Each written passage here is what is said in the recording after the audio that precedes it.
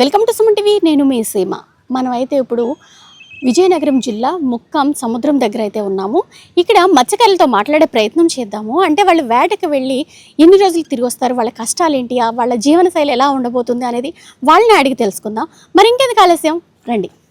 ఎలా ఉంటుంది అంటే అంటే రిస్క్తో కూడుకున్న పని కదా, ఎలా ఉంటుంది ఏంటనేది మాట్లాడుకుంటాం. మాకంటే ఉదయం 6 గంటలకు వెళ్తాం, సాయంత్రం 6 గంటలకు వస్తాం. వెళ్ళేటప్పుడు డీజిల్ ఒక 50 లీటర్లు 100 లీటర్లు పట్టుకుని వెళ్తాం.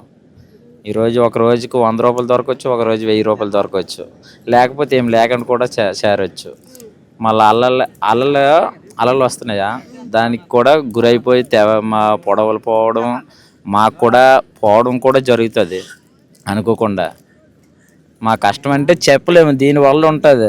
ఇది బాగుంటే మేము బాగుంటాం, లేకపోతే ఆ గంగమ్మ తల్లి మాకు చూస్తే కొంచెం చల్లగా ఉంటాం, లేకపోతే ఇబ్బంది పడతాం. అంటే మాకే బయట నుండి ఎర్రయ్య చదువుకున్నారు ఏమైనా?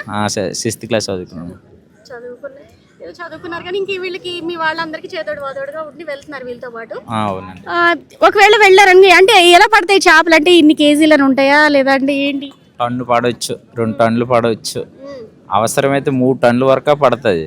లేకపోతే ఏం లేకుండా కూడా వచ్చేస్తాము.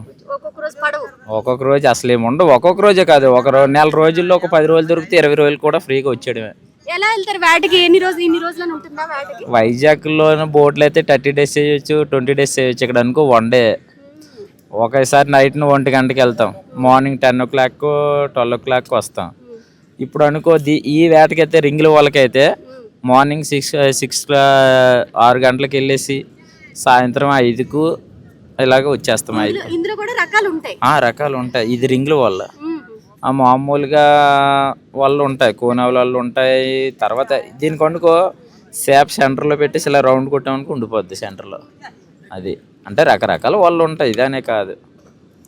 ఇప్పుడు మీరు ఇలా వేటకి వెళ్ళడానికి అంటే గవర్నమెంట్కి ఏమైనా మీరు కడుతూ ఉంటారా?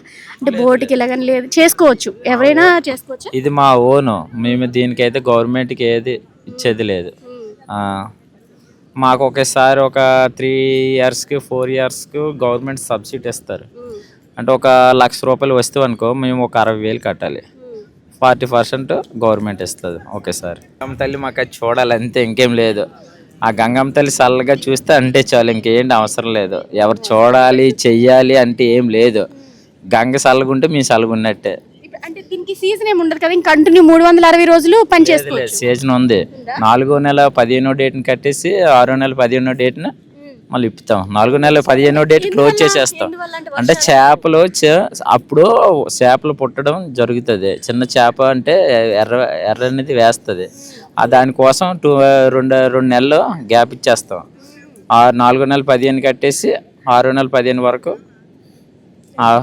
రెస్ట్. అప్పుడు గవర్నమెంట్ మాకు అప్పుడు బోట్లు కట్టేసినప్పుడు 10,000 వేశారు. ఇప్పుడు ఈ సంవత్సరం మన చంద్రబాబు నాయుడు వచ్చిన కానీ 20,000 వేస్తున్నాడు 2 నెలలకి. పర్లేదు ప్రస్తుతానికి అయితే. ఇక్కడ మీరు వేటకి వెళ్తారు కదా, ఎన్ని రోజులు ఉంటారు వేటకి వెళ్ళి ఇక్కడ సముద్రంలో? వాళ్ళకైతే వెళ్తాం, సాయంకాలం చేరుతాము. అదే జోగా వాళ్ళకి వెళ్తే రాత్రి 1 గంటకి వెళ్తాము. రాత్రి 1 గంటకి వెళ్తాం జోగా వాళ్ళకైతే. అదే తెల్లారి 10కి 11 చేరుతాం జోగా వాళ్ళు అయితే. రింగుల వాళ్ళు అయితే తెల్లారి ఉదయం 4 గంటలు వేసిపోతాము. 6 గంటలు వేసిపోయి ఏటకి వెళ్తాము. మళ్ళీ సాయంకాలం 6 గంటలకి 7 గంటలకి ఇంటికి వెళ్ళిపోస్తాం. మొత్తం ఎన్ని కిలోమీటర్లు ప్రయాణం చేస్తారు మీరు ఇలా? కిలోమీటర్లు అంటే 50 మీటర్ల దాకా వెళ్తాం. ఇప్పుడు సాయంత్రం 5 గంటలు బయలుదేరుతారా? రెడీ చేసుకుంటున్నారు.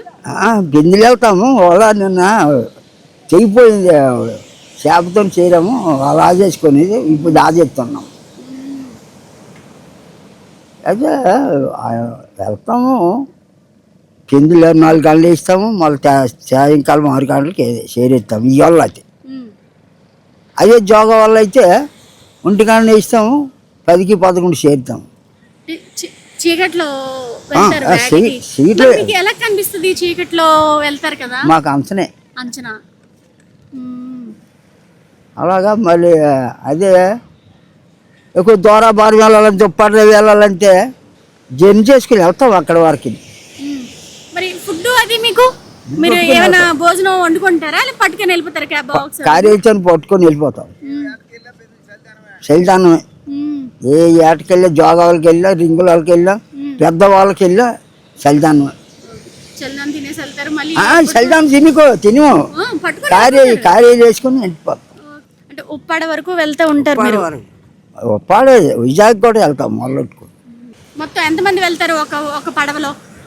ఈ 3 చేపలకి దగ్గర 15 మంది 20 మంది వేసుకమ్మా.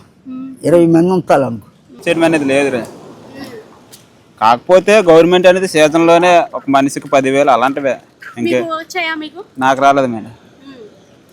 హౌస్ మ్యాప్ ఒక్క ఇంట్లో నాన్న నేను ఉన్నాం కానీ హౌస్ మ్యాప్ పెట్టి రాలేదు. ఒక్కరికి పడతాయి, నాన్నకైనా నాకైనా ఎవరికి ఒక్కరికి. మీరు కూడా వెళ్తారా? వీళ్ళతో పాటు వేటకి వెళ్తారా? వెళ్తాను మేడం. అంటే ఎన్ని రోజులు ఉంటారు వేటకి వెళ్ళి? వేటకి వెళ్తే తెల్లవారు 6కి వెళ్తే మరి సాయంత్రం 6 అవ్వచ్చు, లేదా మధ్యాహ్నం 2, ఏదైనా పక్కగా ఈరోజు వచ్చేస్తాం మేడం. మీ పేరు? మోకయ్య. ఇలాగా ఉదయం వెళ్ళిపోయి మీరు సాయంత్రం అలా వస్తారు, లేదంటే సాయంత్రం వెళ్తే మరుసటి రోజు మధ్యాహ్నంకి వస్తూ ఉంటారు కదా? ఎలా వస్తుంది జీవనాధారం? అంటే పర్వాలేదా? మీరు అనుకున్న స్థాయిలో పడతా ఉంటాయా చేపలు? పడవండి, ఒకసారి పడతాయి, 3 రోజులు ఏమి ఉండవు. ఇలాగ మా పాటల ఆయిల్కి సరిపోతూ ఉంటుంది మా జీవన శైలి. అలాగే వాతావరణం బాగోలేకపోవడం, వారం 10 రోజులు వేటకుండిపోవడం, ఇలాగ చాలా ఒడిదొడుకులతో ఉంటుంది మా జీవితం. అంటే సముద్రంలో వేటకి వెళ్ళడం అంటే నిజంగా ఒక రిస్క్తో కూడుకున్న ఇది బ్రతుకు అని చెప్పొచ్చు. అంటే వెళ్తారు మీరు ఒక పూట ఏంటో ఒక 2 రోజుల వరకు కూడా మీరు సముద్రంలో ఉండిపోవాల్సిన రోజులు కూడా ఉంటాయి అనుకొని. అంటే మీరు దూరం వెళ్తారు అంటే సరిహద్దులు ఇంతవరకు అని ఉంటాయా మీకు? మాకంటే సరిహద్దులు ఏమి ఉండవండి. లోతు అంటే 60 మీటర్ల లోతు వరకు వెళ్తాము. కిలోమీటర్లు అంటే ఎంతవరకు వెళ్ళొచ్చు. లాంగ్ అయితే ఉప్పాడు సైడ్ వరకు వెళ్తాము, ఇటు చింతపల్లి వరకు వెళ్తాము. మాకంటే ఇటుకంటే సరిహద్దులు అంటే ఏం లేవు. ఇప్పుడు చేపలు పట్టుకొని వస్తూ ఉంటారు కదా, ఇవాళ అంటే ఇక్కడికి వచ్చి కొంటూ ఉంటారా లేదా మీరు మార్కెట్?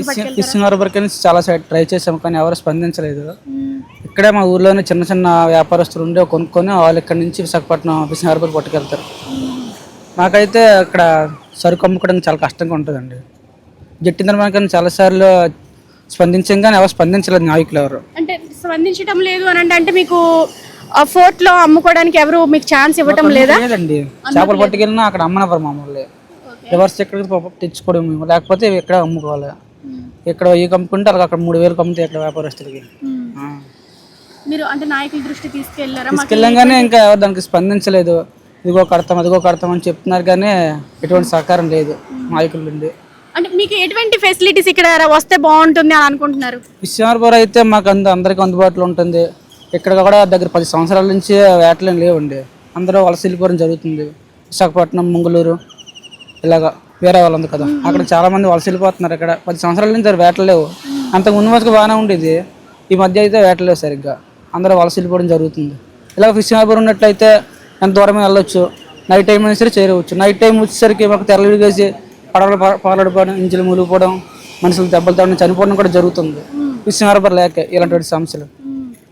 ఫిషింగ్ హార్బర్ ఉన్నట్టుండి అయితే మా ఊరు చాలా మంది విశాఖపట్నం ఉన్నారు. అందరూ ఊరు వచ్చేసి ఊర్లోనే ఉందరు. అంటే మీకు సముద్రంలో ఇప్పుడు ఆటుపోట్లు ఉంటాయి అని అంటూ ఉంటారు కదా, లేదా తుఫాన్ టైంలో మీకు తెలుస్తాయా అటువంటి హెచ్చరికలు? తెలుస్తాయండి, తెలిసినా సరే వెళ్ళాలి, తప్పదు. తెలిసినా సరే అంటే రిస్క్ చేసి వెళ్తారు. వెళ్ళాలి. వెళ్ళకపోతే మరి ఆ రోజు తిండా ఎలా అంటే ఎక్కడితే కానీ ఒక్కరి పరిస్థితి. అందువల్ల ఆటుపోట్లు వస్తాయని తెలిసినా సరే వెళ్ళాల్సి వస్తుంది. కొన్నిసార్లు వర్షాలు చెప్తారు, అయినా సరే వెళ్ళాలి, తప్పదు. చూసారు కదా వీళ్ళ జీవనాధారం అంటే వేట మీదే వీళ్ళ బ్రతుకు. అయితే ఎంత రిస్క్ అయినా సరే తప్పదు. మరి మేము వెళ్తే కదా మాకు ఇదే వృత్తి, ఇది కాకుండా మాకు ఏది ఇంకా వేరే వృత్తి ఏమీ తెలియదు. అయితే ఇక్కడ మాకు పోర్ట్ అనేది ఉంటే మాకు కొంచెం ఇంకా బాగుంటుంది.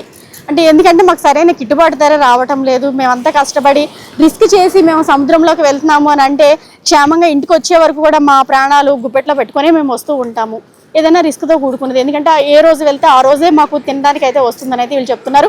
చూద్దాం మరి మన ప్రయత్నం కూడా మనం చేస్తున్నాము. అంటే వీళ్ళ వేటకు వెళ్ళే వాళ్ళ పరిస్థితి ఎలా ఉంటుంది ఏంటన్నది, ఈ జీవనాధారం ఎలా ఉంటుంది, వీళ్ళ జీవన శైలి ఎలా ఉంటుంది అనేది చూపించే మన ప్రయత్నం అన్నమాట.